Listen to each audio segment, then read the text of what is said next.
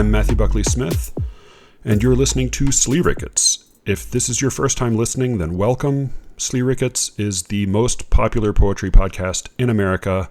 Subscribe now. If you are an old listener, then hi. I have recorded this intro about 7 times. This week's guest is Skyzoo. Skyzoo is a rapper born in Crown Heights, Brooklyn. He has put out innumerable, truly too many records to count. He has traveled around the world performing his music. He's worked with Jill Scott, Wale, Lloyd Banks, Tyrese, Dr. Dre, Raheem DeVaughn, Black Thought, Jadakiss, Talib Kweli, Spike Lee, John Legend, and a number of other people whose names did not fit on the Wikipedia page. His most recent record is called All the Brilliant Things. Please enjoy this conversation with Skyzoo, in which he explains rap prosody, tells the story of how he met Brian Platzer, and vindicates My Dad and Lin-Manuel Miranda in the bargain.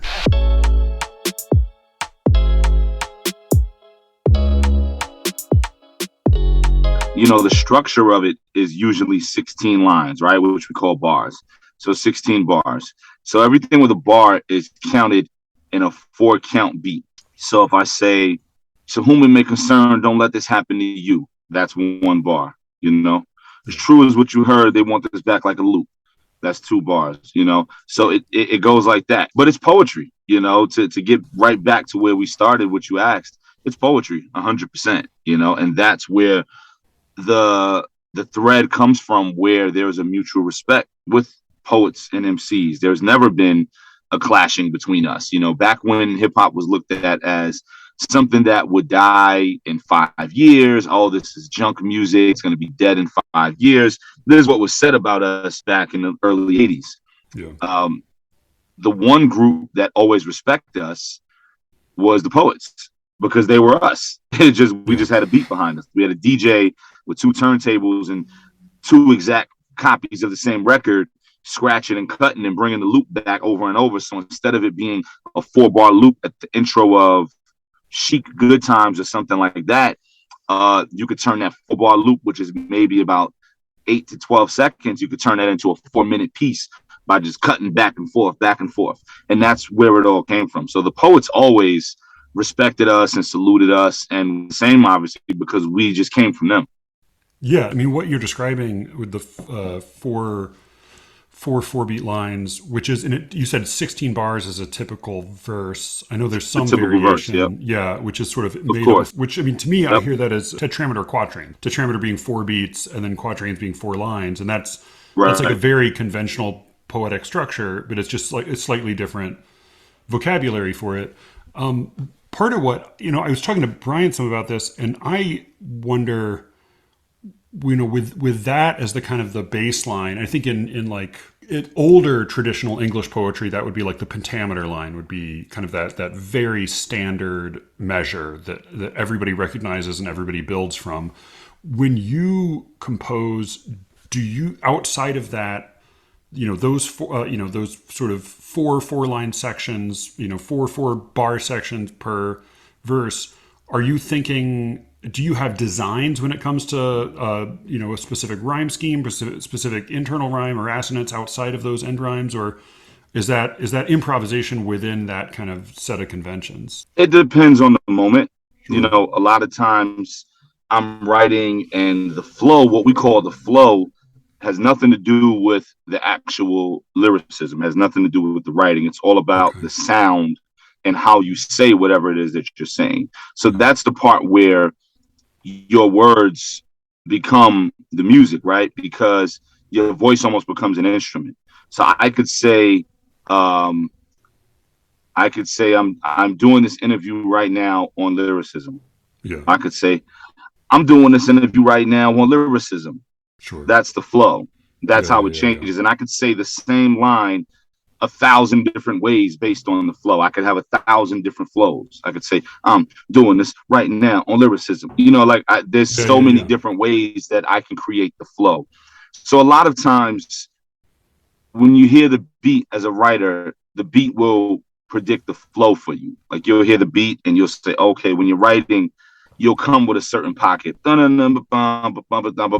the flow or the cadence. Some people like to call it a cadence. Right. Same difference. You don't really do the same flow for the entire verse. I mean, you can, but it could become a little stagnant. Okay. So you usually switch it up, and it's very organic. It's very in the moment. For me, the beat tells me how to approach it. You know, when I hear a beat, that tells me how to write to it, what to write, and where I should fit in certain pockets. And in a pocket is where there's certain moments of time within the drums. So if the drum, find a pocket within that. I mean, I could find little holes and little pockets of where there is no kick or where there is no snare, or the moment between the kick and the snare and how much time that is that I have to play with. That's called the pocket. Okay. So I can jump right in. And there is no right or wrong method to that. It's all what's enjoyable to the listener. It's all knowing, man, he got a crazy pocket on that record. He got a crazy flow. A lot of it is stuff that the casual fan may not even notice, but it's the difference between rapper A and rapper B, you know, and how that person is perceived by the public, or how revered they are, or how successful they are, or how they're thought of to be as far as being really good or not. A lot of it is just ear candy. You know, it's the spices that you use in your food. We could both make chicken, but if you use a certain spice that I don't, people will be like, man, his chicken was really crazy. You know, like it's and the people won't even know what it is. It's just something. So it's an ear candy. So there's that element. When you're writing a 16, I'm of the ilk of there's always a story no matter what. Even if I'm talking about how good I am of a rapper, because a lot of hip hop began with that. And that is a big part of hip hop, which is more of a battle aspect, or, you know, just kind of, we call it getting your thing off, right? Like the braggadocious side of like, yo, I'm really great. Like that's the one thing hip hop has that other genres of music don't really have. You don't have rock and roll artists where they have the moment to just make a song about how talented they are.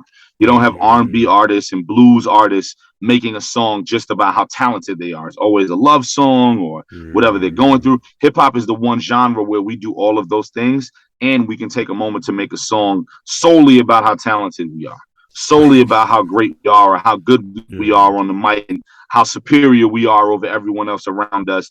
That becomes a theme in itself. But even when you're doing that, I'm still of the mind frame of, when you do that, it's still a story, you know, whether it looks like a story on the surface or not. So when you're creating that story, there's a beginning, middle, and end. So every verse has to have a beginning, middle, and end. And every song has to have a beginning, middle, and end. And sometimes the first verse acts as the beginning, and then the second or third acts as the middle and the end. And there you go. Or maybe you'll get the whole point out in a verse.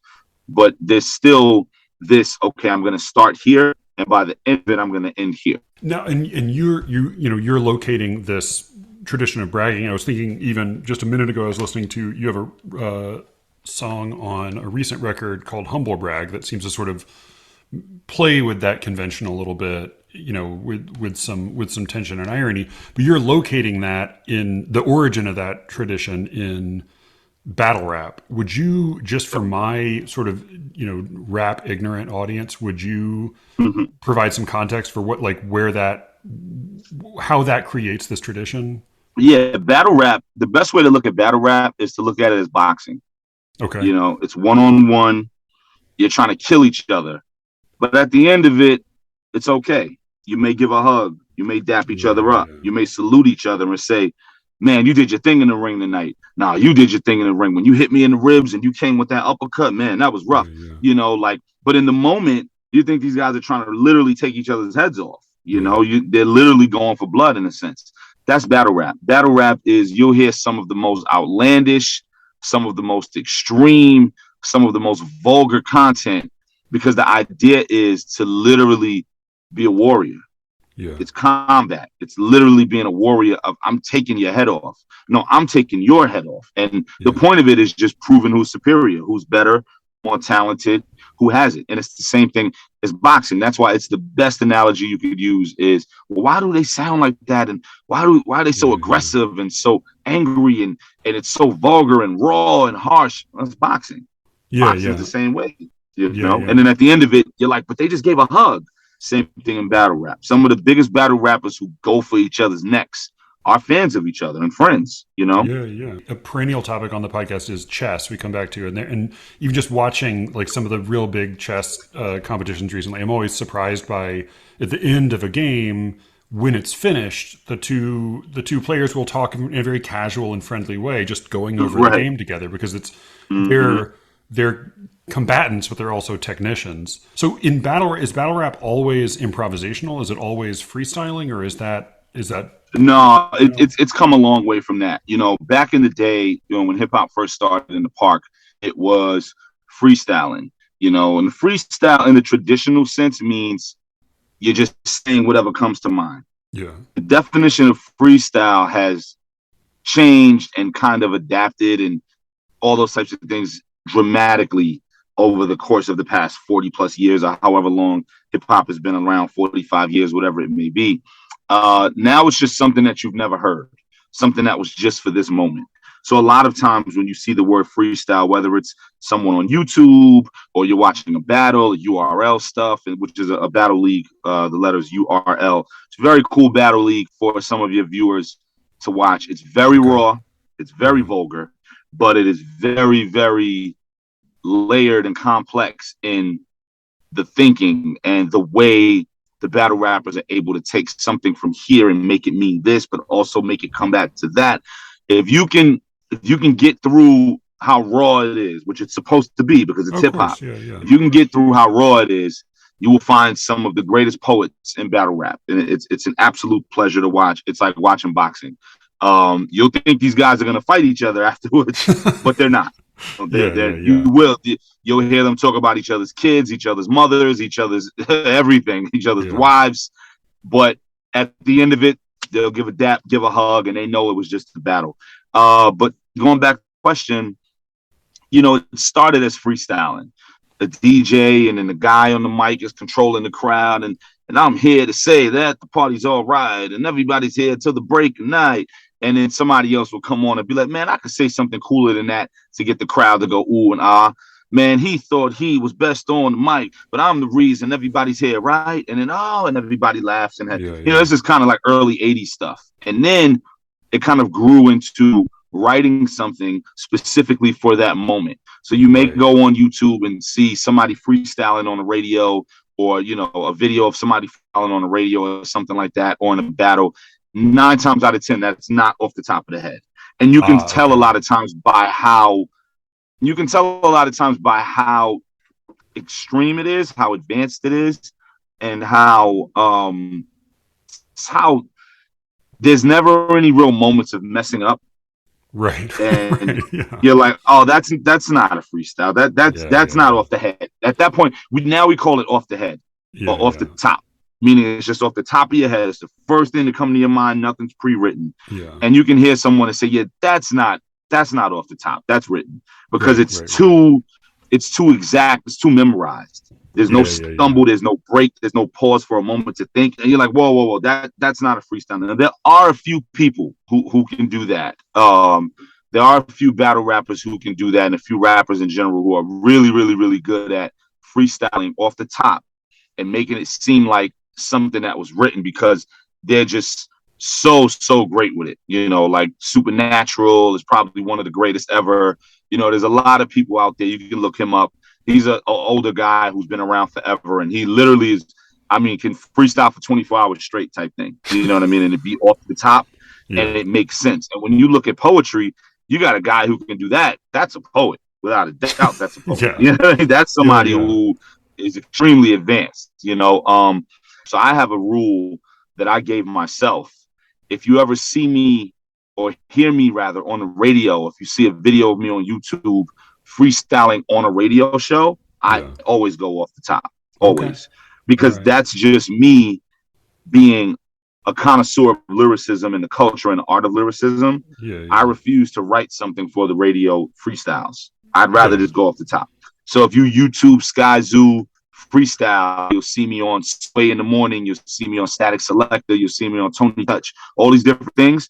That stuff is off the top. And a lot of times I'll close my eyes when I'm going off the top, and that's when I feel like I'm kind of entering another space and entering what we call another zone. And I close my eyes and I'm just seeing the words come to me in the moment. I'm literally seeing them in my head with my eyes closed, like I'm seeing them flash in front of me, and I'm just throwing them, and I'm making it make sense, and I'm making a story of it on the fly, you know. But I personally do that because that's just something I want to do. It's not like I get more acclaim for doing that, even though one would think so. Sure, I that's think that's your constraint. That's what you're imposing on yourself. Those are cuffs that I put on myself. That's me continuing to push myself to continue to be great and great and greater. You know. So I'm curious actually, because this is something we were talking about incidentally a month or so ago. My co-host and I were passing around this well-known video from years ago that's Black Thought freestyling on, I think it was Hot 97, and it's 10 minutes. It's like 10 minutes, and it is the 10-minute freestyle, seemingly without pause. You would say that in many cases when people say here's a freestyle, it's not truly in the moment. Without a doubt. Yeah, it's composed ahead of time, kind of prepared for this. Okay, all right. Without a doubt, absolutely. I feel slightly better now because watching that, I thought like, well, fuck, what am I even doing? Right. This is like, right. You went 10 minutes that crazy off the top of the head. Now, what I will say, Black Thought is one of the greatest MCs in hip hop history. Oh, even if he just wrote it, it's still amazing. Yeah, it's still absolutely, without a doubt. Yeah, he's one of the greatest MCs in hip hop history. He is revered and applauded to no end, as he should be. I would not be surprised if some of that was off the head. I would not be surprised if he spliced it, what we call like splicing it, where some will be written, some will be off the head, back to the written, back to the off the head, which is a task in itself. You know what I mean? Like, that's a task in itself to spit some written and then go to some off the head. And while you're going off the head, half of your brain is going off the head. The other half of your brain is thinking, what written should I spit after I'm done with this off the head part without stopping? And it's seeming like I took a pause to think about that's wild in itself. You know what I mean? I don't know for a fact if he spliced it. I would not be surprised if he did, because he's that great where he could go off the head and freestyle for that long and make it make sense. But I would probably say it was all the way written because it was so long and it was so intense. I would say the whole thing was probably written. But if I'm wrong and it was spliced, I would not be surprised because he's that great. No, that seems consistent with what I know of like good public speakers tend to have that kind of, even if they have like a rich structure, they'll leave some gaps and some loose spots for them to improvise in the moment. And then bounce back in. Yeah, and it feels more alive and more connected that way. So Brian pointed out, as he said, that like in movies or TV shows or in any popular depiction, it's pretty unusual to see. I can think of maybe a couple examples, but it's pretty unusual to see a depiction of like a rapper in a movie sitting down at a desk with a pen and paper. Usually the suggestion is that everything is sort of either made, like stand-up comics will try things out in front of a crowd and then revise them over time. But then will do some, writing some by themselves.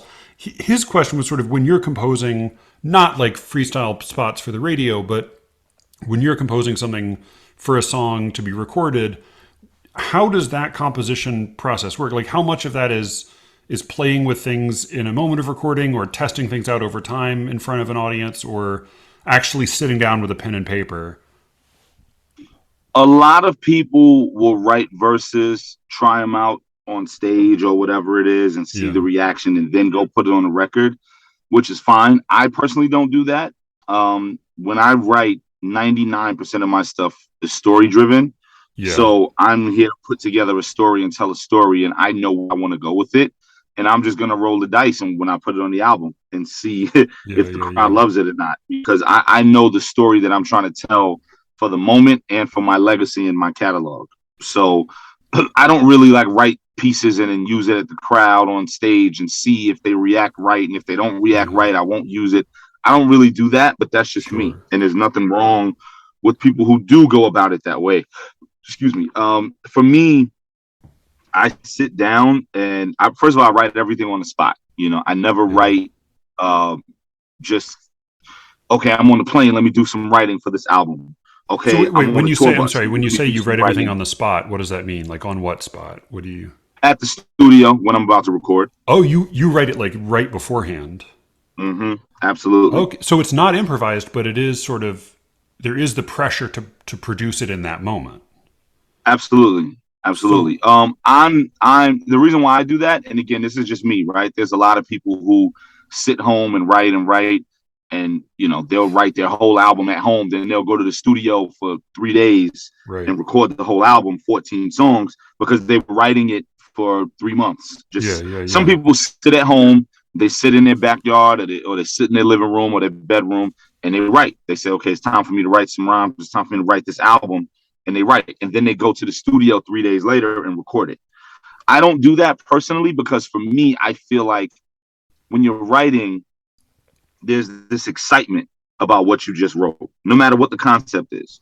It could okay, be a melancholy record, it could be an exciting, fun record, it could be an aggressive, story driven record, whatever it is, there's an excitement from you because you're very happy about what you just wrote. yeah, yeah, yeah, You're like, oh man, this is great. This is coming out great. It's like if you're painting and your painting's coming together, this canvas, and you're half done, and you're like, man, this is coming together exactly the way I saw it. And now you're so inspired to continue to finish.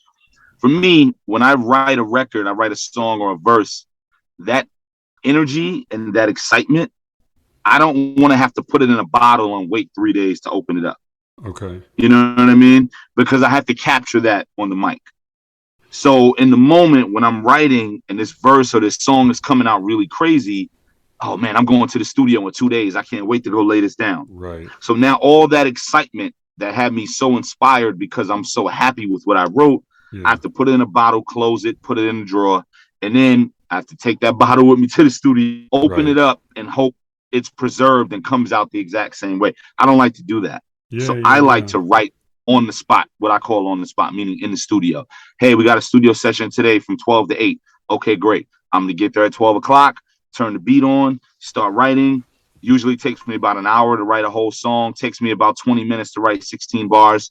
And that all give or take. But for the most part, I usually average about 20 minutes on a verse, an hour on a song, meaning the verses, the hook, the bridges. I'm usually done in about an hour and change, which is pretty quick. A lot of people are always yeah, like, man, yeah. I can't Oh, I believe mean, you write so fast. that seems pretty quick. But I mean, that also Yeah, means like, like the second you're done, you're basically, you can step into the next room and record.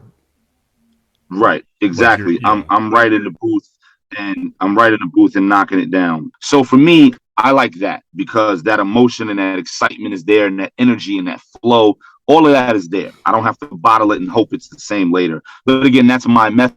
One of my favorite rappers and one of the greatest rappers ever, Mos Def, he said on his first album, he said, I write a rhyme, sometimes I won't finish for days. That's great. yeah, There's yeah, nothing yeah. wrong with that. Mos Def is one of the greatest ever. So if sometimes Mos Def won't finish a rhyme for days, it doesn't matter because when he finished it, to me, it was groundbreaking. Right. So that's great. There is no rush to this. I think a lot of times people hear me say how fast I write and think they have to do that or they're not good. No, that doesn't matter. Some people write Right. fast and it's junk. Some people do 10 songs in a day and it's Yeah, junk. that's certainly It's like, true. man, you Yeah, should have yeah, kept that stuff and just did one song today and it would have been a good song. You could have kept that stuff. You know what I mean? So, yeah, you yeah. know, um, this is not a sprint, it's a marathon. So I'm just blessed that I can write a song quickly, and that's really what it comes down to. But sometimes I will take a while. Sometimes I will spend a whole 5 hour session writing one song because I'm Yeah. going over the thing very, very particularly. And lately, it has been taking me a little longer to write by choice. Yeah. When I was younger, I would blow through 5, 6 songs in a day and go get lunch and be done. But now I am writing a little slower. That makes sense. And you're more consciously thinking about the technical side of it. Absolutely. For me, it's just constantly living in the gym, for lack of a better term. I always use that Okay. analogy of Yeah, yeah, yeah. living in the gym, like Michael Jordan would win a championship, go on vacation to the Bahamas for 2 weeks, come back home and be in the gym for the rest of the summer. And that's Yeah, yeah, me. yeah. It's going back to the gym, So no matter you've how great people may look at me as. but your practice then is sort of a constant training rather, but like for any one song, outside of that recording session, you don't revise. You're not changing the lyrics after that, but you're just sort of always in training. Maybe a word or two, but never. I never go and redo a song, rewrite a verse, rewrite a line. Maybe one word. I'll listen back and I'll be like, yeah, this is dope. And I'll be like, oh, well, what if I would have said that one word instead of this one word? Yeah. And I'll go edit that if I feel like it's worth it for the tonality of the story. But no, I never go back and, man, I got to rewrite all that. No, I don't do that. I don't do that. Whatever the story is that came out, that's what it is. But it also seems like that moment in time, because as you said, like you have to be excited and invested in what you've just written in order to deliver it convincingly. Like it's as much it's as much a record of that hour as it is a record of the thought that you put down in words. Yep. Like absolutely. That moment in time. So you had an odd, like the collision between your work and this podcast is a sort of an unusual one. Brian wrote this book called Bed-Stuy is Burning, which got mixed reviews, got a pretty brutal review in the New York Times. The guy was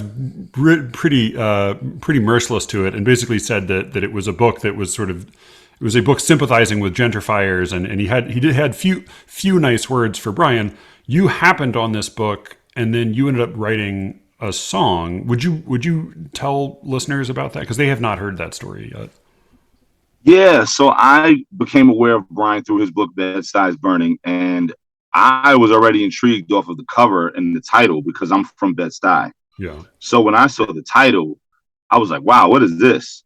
And I'm big on song titles being very unique and having layers and different meanings. Like, I mean, how many songs on iTunes are called I Love You? Right. 20 billion. Yeah. You know what I mean? So how many songs on iTunes are called Bed-Stuy is Burning? One. You know, so I'm big on that. And I'm very big on unique song titles, but they have to make sense. Sometimes people have a song title and it'll be called, Strawberry Ice Cream. Sure. And the song has nothing to do with that. It's like, well, what was that about? That's just weird. You know what I mean? But for me, they have to make sense, but I'm very big on unique titles. So anyway, when I saw that, immediately it felt like a song title. Yeah. And being somebody from Bed-Stuy, I was like, oh, that's a layup. And I was already working on an album about gentrification, which is my most recent album, All the Brilliant Things. Yeah. And I said, that's right up the alley. But first I had to get familiar with the book and the story and what the point was and what was going on if I was going to kind of use the title and make somewhat of a response if that's what was what it was going to be. So I purchased the book, physical copy, because I'm very big on physical books. I hate the idea of libraries closing. So, I purchased the hard copy, or the paperback copy rather. And, I got into it. And then when I got into it, I was able to speak from the other side of the fence because I'm from there and I watched it happen. Yeah. So I was able to speak from the other side of the fence, and it was perfect because I was already making an album about that. My album, the entire album from A to Z is about gentrification. In the beginning, it starts with how the neighborhood was. And at the end, it starts with how the neighborhood has changed and what it's become and the people within it. More so than the neighborhood, the people within it and the impact and the domino effect of it all. And the middle is kind of a roller coaster, the up and down of this is where it started, and then it became this, and then it turned into this, and then it became that, and it turned into that. And now here we are at the end of the album with how things are in 2021, which is when the album was released. So that title just made perfect sense as long as the book made sense, and right. Yeah. And everything came together. I wasn't going to do it just to do it, and everything came together. And I made the record, and I had no idea, that Brian would even get wind of it. I didn't know him personally. I just bought the book for $30 on Amazon or whatever it was, and someone on Instagram tagged him. And when they tagged him, I said, "Uh-oh, this could go really good or really bad." You know what I mean? Yeah. Because again, I didn't even know what he looked like. He could have been 80 years old. Yeah. So I was like, this could go really good or really bad. And it went neither. It went really great. Yeah. he reached out, he left a comment on the page and said, this song is something to the effect of, this song is 100 times better than my book is, or something like that, which was very, very humbling. And I was honored by that, because, man, for someone to say that about their own work, I was honored by that. So, he sent me a DM and we got on the phone for about an hour, and we just talked about the book and the song and my other music. He started doing some research into my other music. Yeah. Because to the best of my knowledge, he wasn't really familiar with me, which is fine. And, he became familiar with me, and we still haven't met. We made plans to meet up, and he I think he still lives in the neighborhood, if I'm not mistaken. Yeah, and we said we would meet up.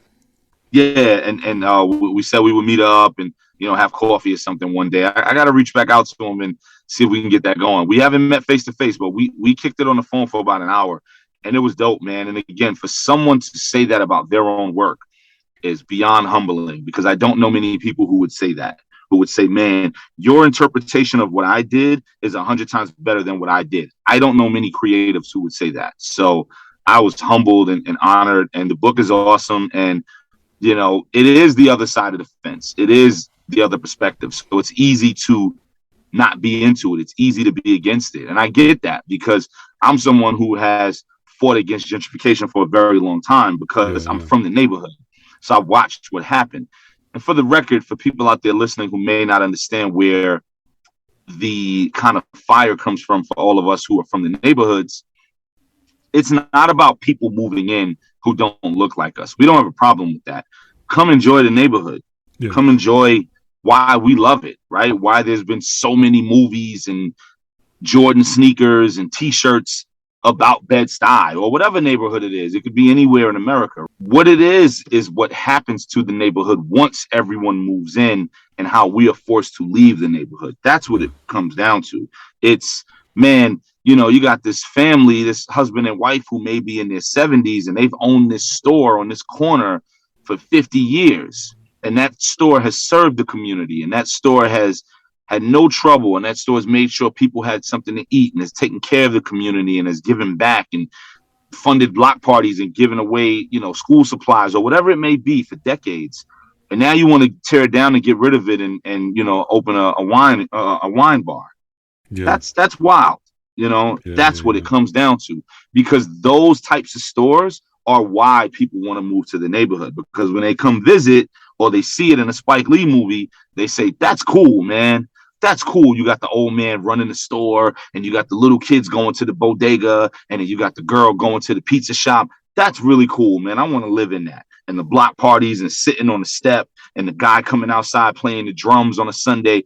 I want to live in that. That's cool. And then when you come, you complain because, those drums are kind of loud. It was cool in the movie, but those drums are kind of loud when you're sleeping at 8 a.m. But you know what? That's the fabric and the culture of the neighborhood. So you'll be all right for one Sunday a month. You'll be okay. Like, that's what allured you here.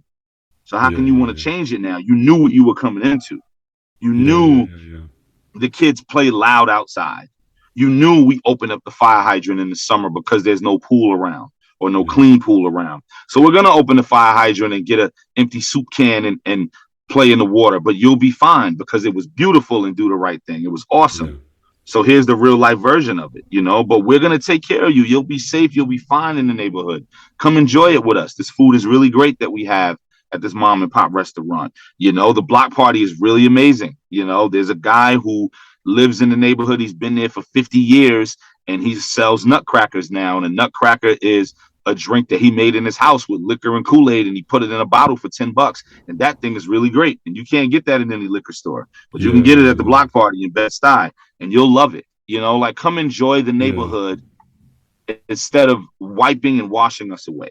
That's what gentrification is about. Yeah. It's not about the people. It's about what happens because of the people wanting to come in. That's all. Brian had said that I think the hard criticism of his book when it came out was that it seemed to be a book that was sort of only sympathetic to the gentrifiers. But he said, listening to your song, his feeling was that he felt more sympathetic to the perspective of the song. And so he was curious, like you, for you reading the book, it was like you saw the book as being as being kind of a book on behalf of the gentrifiers, and then you were kind of writing a response to that? Right. Okay. Right. Absolutely.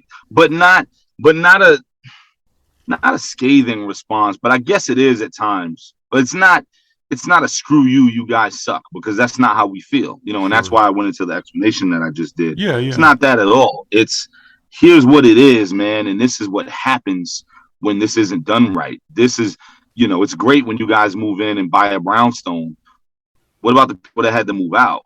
Right? Like, you know, what happens to them? It's like, oh, all you guys go down south somewhere, or go to Toronto, or like, how does that work? You know, and really like the financial structure of the neighborhood. What happens? I've watched so many stores close down, man. I've watched corner stores. I've watched hardware stores. I've watched cleaners. I've watched all these things close down for wine bars and yoga studios and, you know, cafes. And I mean, I've seen it, man, and it hurts. It's like, wow, man, that was there forever.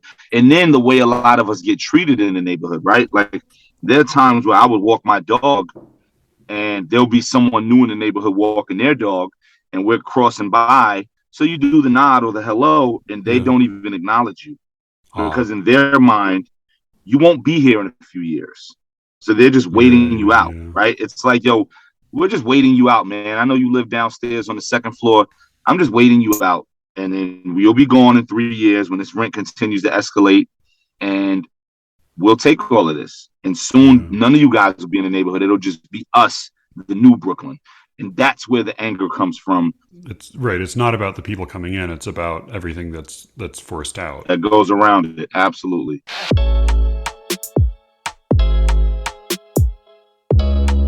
You know, in the poetry world, there's what we call like a poet's poet, which tends to be like, if you ask almost any poet alive, who are your favorite poets, most of the people that he lists are going to be people you've never heard of, unless you're also deep in the poetry world. And I think, you know, for Cameron, when his complaint, we were reading this article in the New Yorker about rap, and he said like every single song the guy mentioned was this like top 40 extremely famous like 90s gangster rap song.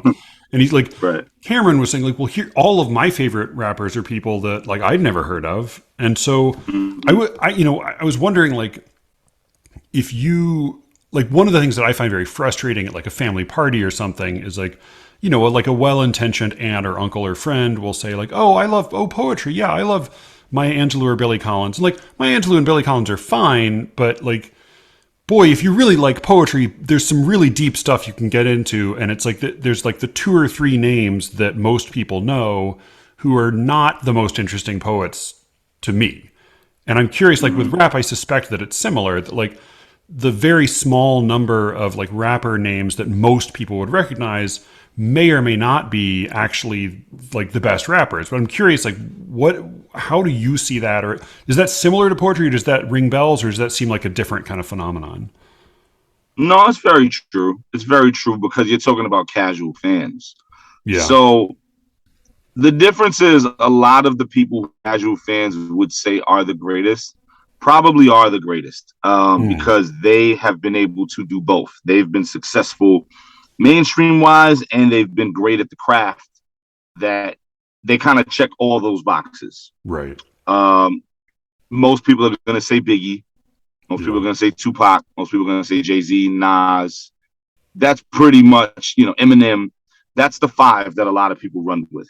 Right. All 5 of them are amazing. Yeah. So, you know, you can't be mad when people say it, but it is very common. You know, like for me, I'm a huge jazz fan. I listen to more jazz than hip hop, and I'm a rapper, I'm an MC, and I love lyricism and hip hop has provided for and saved my life. But I listen to more jazz on my off time because I'm just such a jazz fan. Yeah. Most people, when they think of jazz, they think Miles Davis, John Coltrane. I love Miles Davis so much. My son is named after Miles. I love Miles Davis, you know, but I can literally, same thing for Coltrane. I have Coltrane paintings, Miles paintings all over my house, but I can also go Lee Morgan, Wayne Shorter, you know, McCoy Tyner, Clifford Brown, Cannonball Adderley, Stanley Turrentine, Art Blakey, Freddie Hubbard, and I can keep going and going because I'm a jazz guy. Like I'm a real jazz fan. I can go even deeper than that. So I can keep going. We can talk Dexter Gordon. We can talk so many different people. And that's me. But the average person, if you ask them about jazz, they're going to say Miles Davis, John Coltrane, because those are the top of the top. They've been the most successful. They've made the most noise in this genre. They've checked off the most boxes. They've been the most acclaimed, and they're great. But for hip hop, it's usually Big J, Nas, Tupac, Eminem.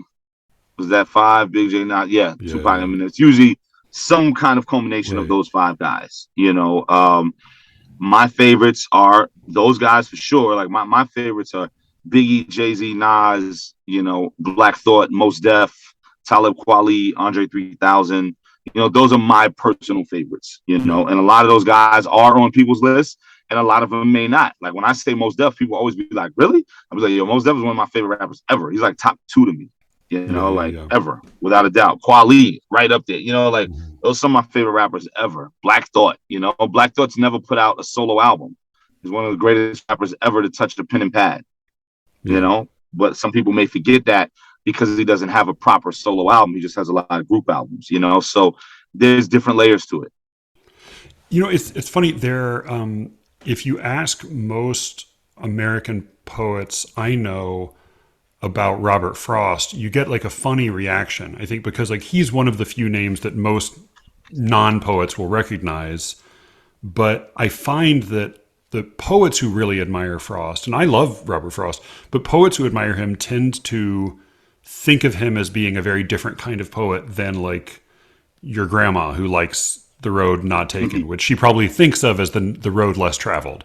Like there are people, I think people often think of him as being like a wholesome, comforting, nice old farmer guy. And most poets I know think of him as being like an incredibly cynical, dark, like bleak, but like really technically brilliant poet. And I wonder, like you said when you were talking about these kind of the most recognizable names, you were saying they were able to do both, but you think like they're kind of 2 different tasks that they're performing at once. Absolutely. Absolutely. How would you define those 2 tasks? It's becoming popular and being successful in the mainstream side of things, but then also being great at the craft, because music is subjective. And I guess you could say the same thing about poetry because it's an art. Anything Definitely. With art is subjective, right? Like the poet who you may think is amazing, the person next to you may think is awful, and vice versa. And sadly, no one's right or wrong. And even though from a technical standpoint, you could say, man, this guy is amazing, or this woman is amazing. You see what they just did? Yeah. And the other person could be like, no, that's junk. It's awful. And that's where the frustration comes from, where you're like, you just don't get it. You don't get what that means for the culture of being a real poet. So it's the same thing within music. And I think hip hop is the biggest culprit because you have some people who make some of the greatest music ever. And there's people out there who revere it. And there's some people who are like, yeah, it's not that great. It's whatever. And you have some people who make awful music from the standpoint of there's a certain standard of, are they doing this? Are they doing that? Are they really talented? Can they do this? Can they do that? And it does none of that. It's just junk. And you will have people sitting there like, oh my God, they're the greatest. This is a classic album. It's a classic record. They're the greatest ever. And you'll have someone like me who understands the nuts and bolts of it and goes, this is awful. Sadly, no one's right or wrong. When you can get the people to say they're amazing, this is amazing, and then on the flip side, it's also successful, and it be amazing because it really is, not because it's the tea, the cup of tea for the moment. Sure. Then you've done it all, and that's Jay-Z, that's Big, that's Nas, that's Eminem, without a doubt. That that's those guys. Yeah. Mos Def hasn't really done that yet because he hasn't put out a ton of albums. He's successful in his own right. Kweli is successful in his own right. Black Thought successful in his own right, but they're not as successful as Eminem, Jay-Z, Big, and even Nas to an extent when it comes to radio records, awards, things like that. But so what? So I am interested in something you said, because you said nobody's right and nobody's wrong, but you really would, like, you believe that even though like you can recognize what you'd identify as being technical skill or accomplishment in a given record, you don't think that everybody's opinion is equally valid when it comes to something like this, would you? I mean, because I'm a little skeptical of that. No, It should not okay, be. all right. I would not think so. because that's why it's the mess that it is. Yeah. That's why it's, and in hip hop, and I would assume poetry as well. That's why it's the mess that it is, because you have people who know nothing about the culture of it, know nothing about the landscape of what it takes to be great and why someone is great, and their opinion of, oh, so and so is great, it's just so great, it's just so great. I heard it on TikTok and it was just so great. When it comes to, can they really sing? Can they really rap? What are they really talking about? Are they checking those boxes? No, it's just great. It's just great. I just like it. It's great. It's the best. They're the best ever. They're the greatest, So here's actually a question I'm really curious about. Like, one of the topics that's come up a number of times on this podcast, and people really disagree about this. Like, there's not a clear consensus, is something like a very mainline popular Insta poet. Like, I don't know if you've heard of Rupi Kaur. She's very popular on Instagram. What's her name? Her name is Rupi Kaur. She's very popular on Instagram. She writes these short poems on Instagram. She's published a lot of books and has done very well, and God bless her. And I don't begrudge her success at all. But the question that tends to get asked is this a gateway to more serious poetry, or is it just something for itself? And so the example that comes to mind, because I think a lot of poets I know would say, hey, if you're reading anything that's called poetry, great, maybe you'll read something else. And then other poets tend to say, if you're reading Rupi Kaur and you really like her, great, I'm happy for you, but I don't think that's going to lead you to John Berryman or Terrence Hayes or anything that's really a little bit got more fiber to it.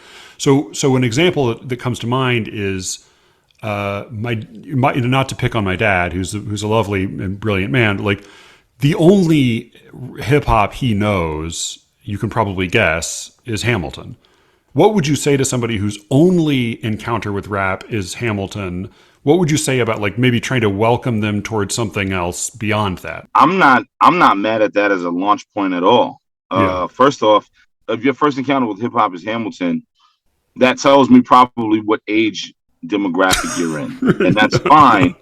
And Hamilton was dope. Like, I saw Hamilton. Hamilton was dope. That's not a knock at all. It's just, It means if you're gonna start anywhere, I'm glad you started there as opposed to something lollipop that's on the radio. You know what I mean? Like, okay, all right. Right. So that's why I go there with it. I'm glad you started there, because the cool thing about Hamilton, first of all, Lin-Manuel is someone who grew up rapping. You can obviously tell. For someone to write a Broadway play about the history of this country and how this country was born and built, and making it about hip hop, or using hip hop rather to tell the story. He clearly rapped growing up his whole life, because he didn't have to do that, and it made it difficult. And that was a hard pill for people to swallow, and they swallowed it with ease. That was a horse pill, and they swallowed it with ease. So he clearly grew up rapping his whole life, so he is a real rapper in that sense. For one, two, the task of, how do I tell this story? How do I make sure it's not cookie cutter, but also make it where the people who would care about George Washington and Hamilton and Benjamin, like the people who would care about those guys, probably are people who don't listen to rap. And that's why I brought up the age demographic thing. Yep. You know what I mean? Like, if it wasn't a play that included hip hop, I wouldn't have seen it, without a doubt. I don't have any interest in that. I'm 39 years old. And when it all came out, I was maybe 34, 33. Right. I have no interest in that. I know what I know about it from school, from history, from being what I consider to be an intelligent individual, and I've done my research and all of that, and I have my feelings about all that type of stuff. I know what I need to know about it. So I had no interest in seeing that if hip hop wasn't involved. But when it was, hey, we're going to tell this story and use hip hop, now I'm interested. So if your first foray into hip hop was that, then it's the reverse. I have no interest in hip hop. And if this was a hip hop concert, I wouldn't go see it. Yep. But this is a story about the birth of this country and the presidency and all these different things and the politics behind it in the 1800s or whatever it is. And they're using hip hop to tell it. Okay, I'm going for the story and I'll get a little hip hop. Whereas with me, it was like, I'm going for the hip hop and I'll get a little story. So if your first foray into hip hop was Hamilton, I'm not mad at it, because when he's writing that, Here's to make it digestible for your dad and for me. Yeah. Yeah. And that's really difficult. That's really difficult. So being able to do that, I have no problem with him. You know, it's not cheesy to me. It's not lollipop to me at all. You know, it's not battle rap, but it's not supposed to be. Right. You know, he did it where he literally told the story and he rhymed everything. And he did it in a way where it wasn't forced. It wasn't where, okay, I have to figure out a way to make this rhyme somehow because it has to rhyme. No, he made it rhyme and it made sense. Yeah. I had no problem with him, and I thought it was awesome. He walked the line. He was the way he was supposed to. You know, if you know your audience can't take super spicy food, you can't make it super spicy. You know, but they're not going to be able to enjoy it. You know what I mean? Like you're dealing with a crowd that has heartburn. Like, why would you make them the spiciest food ever? But you have to appeal to people who like a little bit of spice, right? Like you have to. You can't be all bland. Exactly. Yeah. Exactly. And that's what he did. And I thought he did a wonderful job of walking the line. And that's why I don't have a problem with Hamilton. I'm glad because we've had a lot of criticisms of Hamilton on this show, so I'm glad to get a defense of it. My dad. Yeah, I'm not gonna say it's battle rap URL. Nah, but again, it wasn't supposed to be. It was a really good balance because he knew who was coming to see that play. It wasn't me. And it wasn't even you. It was your dad, who's probably 75, 80. You know what I mean? Like It was, you know what I'm saying? Like, it, and I may be wrong, and pardon me if I am, but like, no. It was your dad. It wasn't me. It wasn't you. Yeah. It wasn't Brian. You know what I mean?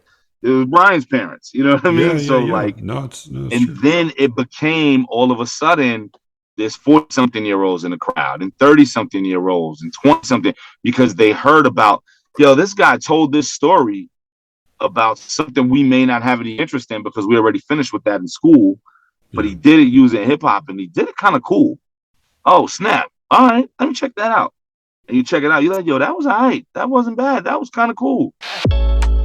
What are your biggest frustrations with the way that people commonly see or talk about or refer to hip hop that feel inaccurate? Like, what would you like people to know that they don't seem to know who are not already aficionados? They see the surface. Yeah. And I can't even blame you for feeling away if you only see the surface. Yeah. All you see is, beautiful women bent over, showing everything. All you see is $100,000 worth of jewelry. All you see is, weaponry, machine guns and things like that pointed in cameras on videos. And all you hear on the surface is a lot of vulgarity. Yeah. But when you get to why those things exist within the music, when you get to where hip hop came from and what it's supposed to represent, when you get to the poetry of it, which makes sense because we're on your show, when you get to the poetry of it, when you get to the storytelling of it, it's for me, and the way I approach mine, it's Dickensian. For me, my approach is very Dickensian, talking about the inner city and where I'm from and the way things are and the way things were. And the difference within it or the lack thereof over time. Yeah. And that's all poetic within its own sense. It's even Shakespearean at times, Yeah. It's where those types of individuals, if they were still around, would love it. They would love hip hop. Yeah. You know what I mean? So it's raw, it's unfiltered. This is literally what's happening. This is literally what's going on. And you have to respect and admire that. And there are a lot of us who do so much within the craft to make sure, we may be talking about those things, we may be sharing those stories, but there is a poetic and beautiful side to it, and the way we're doing it, the way we're writing, and the way we're double and triple entendres and all of those things. There's a lot of that to it for the ones who are really, really great and talented at it. And the same people who have a problem with hip hop love The Sopranos. Okay. Same thing. Yeah, or country music, which is full of the same kind of stuff. Yeah. Right. Storytelling, cheating on your wife and blah, blah, blah, but it's just the language is there for us, right? We curse and et cetera, and that's fine because you're telling a real story, so sometimes you cannot cookie cutter it. You're telling, hey man, listen, this thing got bad over here last night. They put us out of our homes. Or, hey man, listen, these guys, they were broken. They had no money. They had to go in that place and kick the door down. And you're telling that story. You can't do that at Disney. It's if someone's told you a house burned down, They're not going to say, yeah, someone's house burned down. They're going to say, yo, that house burned down, man. The fucking house burned down, man. They fucking have nothing. So I would want people to just peel back the layers and really get to it and understand why the things in hip hop that you see on the surface that maybe not by all, but by some that are shown and said and reflected on are what they are. Yeah. Why does this guy have on $100,000 worth of jewelry? Sure. Well, because he comes from a neighborhood where he had nothing. He grew up with nothing. Yeah. And the plight of black folk has always been validation if we go back to slavery. And there's a whole different conversation. But the reason why my people are so big on showing what we have is because we were born to feel like we had nothing. And a lot of us were born into nothing if we go all the way back to slavery. So a lot of it is validation. It goes back to they put the light-skinned black folk in the house and the dark-skinned black folk in the yard, in the heat, on the rain, in the cold, depending on the season. So with that being said, now you got us against each other. I'm important and you're not. A lot of people who don't come from our world don't have that problem. They weren't born into that problem or those issues. So you could have a gentleman walking at Target. He could have on a plain button-down plaid shirt, some khakis and some Converse sneakers, pair of glasses. His outfit may have cost him $100 at best. Yeah. That guy may be worth 50 million and you can't tell. Yeah. People from where I'm from who look like me, if we're worth 50 million, we want you to know. Yeah. And I'm not saying it's right. I'm not justifying it. I'm just giving context. We want you to know we're worth 50 million. Why? Because you would never expect us to be worth 50 million. When you see us in line wearing a plaid shirt and slacks and some Converses and some glasses, you may look at us like we don't matter, even though we're worth more money than everybody in here. So you know what? We got to show you we're worth 50 million. I got $100,000 worth of chains. I got a $10,000 Rolex on. I got a $10,000 bracelet on. I got some $300 Jordans on. And my outfit, just shirt and pants, may have ran me $1,200 because I need you to know that I'm worth something. And that's the plight of black folk. And again, I'm not saying it's right, but it just gives you reason and context as to why we think the way we think. It's all about validation for us because that validation was taken from us when we were taken from Africa. But that's a whole different other story that has, whatever. But since your listeners may not be abreast on hip hop, I'll give you context as to why a lot of it is what it is. I mean, the very first rap song was, 1978, 79. I got a color TV so I could see the Knicks play basketball. That was a brag because no one in the neighborhood had a color TV. Right. So right away, I got to tell you that I'm important. I got to tell you why I matter. I got to let you know what I got. So once you get past the surface of why is this guy got on all this jewelry? Why is this guy leaning on this $300,000 car? Right. Why is this guy throwing money in the air? All right. Once you get past that, you'll understand the poetry behind a lot of it. Not all of it. Some of it is junk. I'll be the first one to stand on the front line and say it. But a lot of it is beautiful and poetic, and we're here to tell a story. I was watching a video you did a few years ago with Spike Lee and Talib Kweli. The refrain of your song is "My hero was," or Spike Lee was my hero. And I think, like, I know you've mentioned Spike Lee and David Simon at other times, and it's funny. Like, I think that I know a lot of your songs are about storytelling more than they're about, as you said. So there is some like, I'm so great at this, but a lot of it is about storytelling. I think like Spike Lee and David Simon, it may be, to my mind, even more about world building. That it's about depicting a like creating a portrait of a time and a place and letting people know what this was like, and that it is an homage to Spike Lee. And you have all of these particular song or particular movies, and there's the line that Kweli has because 40 Acres and Mule is the production company. He says 40 acres and a porch with more than 400 horses, which seemed like a good example of that. Consumption as a sign of worth. It's a tribute to Spike Lee, but it's also a memoir of your own development. That, like, you're 100%, and that's what the record's about. The record is, my life could have went a whole different way, but my hero was Spike Lee, and he showed me something else, and that made me aspire for that. My life could have went a whole different direction based on where I'm from, what I grew up around, who I grew up around, and what was thrown at me as a kid, born in the 80s, raised in the late 80s, early 90s. But I had this guy who was very similar to me, similar neighborhood, Brooklyn, New York, the whole deal, and saw the world in a very similar way that I did. And I saw that and said, no, I like that a little bit more than I like this. And that's what the record's about. And that's why on the hook, I saw the D's from my window, meaning detectives. I heard the D's from my window, made me lean from the get-go, all those different things that I'm saying in it. I'm saying, man, I heard and saw all this activity outside of my window that was heinous and criminal driven and all these different things going on. And I could have literally leaned into that, but instead I decided to lean into Spike. Why? Because Spike Lee was my hero. So I'm saying it in the past tense because I'm saying this is why I turned out the way I did.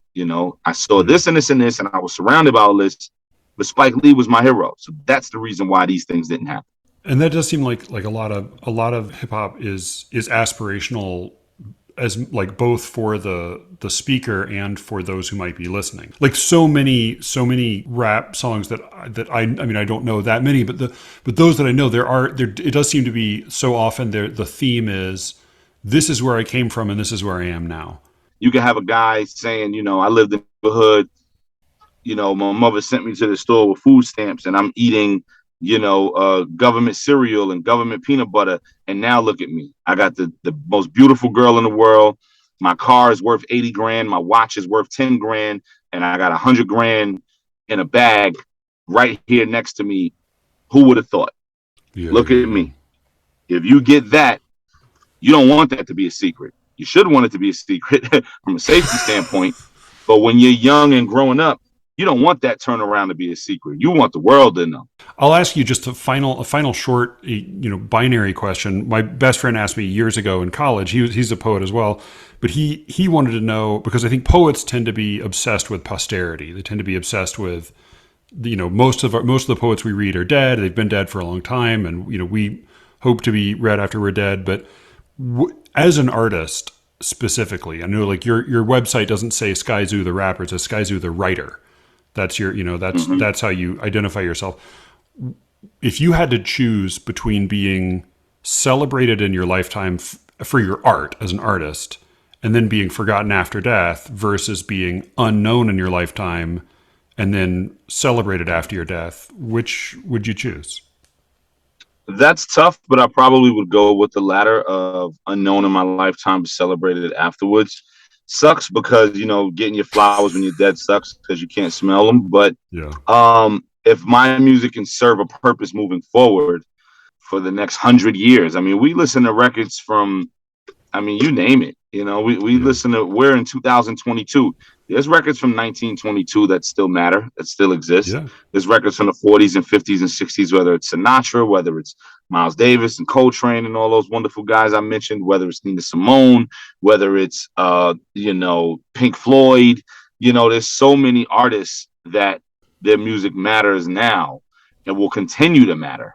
Just like film and books, there's films that came out eons ago that are classics, books that came out that are classics, that like you just can't shake, you can't get rid of. And if I'm in that category, then I prefer that. I don't, I'd like to be recognized while I'm here. And thankfully I am. I know we're speaking in, we're speaking, right, the hypothetical and everything like that. But, I'd like to be known here. But you know what? If I had to choose, let it be where my stuff rings off crazy when I'm gone and rings off forever. If that's the trade-off, I'll take that.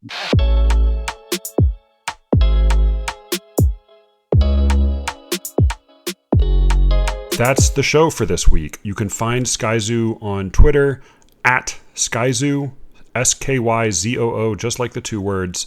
He's also on Instagram at Skyzoo the writer, and plenty of other places. You should go buy his most recent record, All the Brilliant Things, not to be confused with a Limon's book with a slightly similar name. All the Brilliant Things is the name of the record. If you are curious, I would recommend starting with either Bed-Stuy is Burning, which is the great track based on Brian's book, or St. James Liquors. That's maybe my favorite. In any event, thank you all.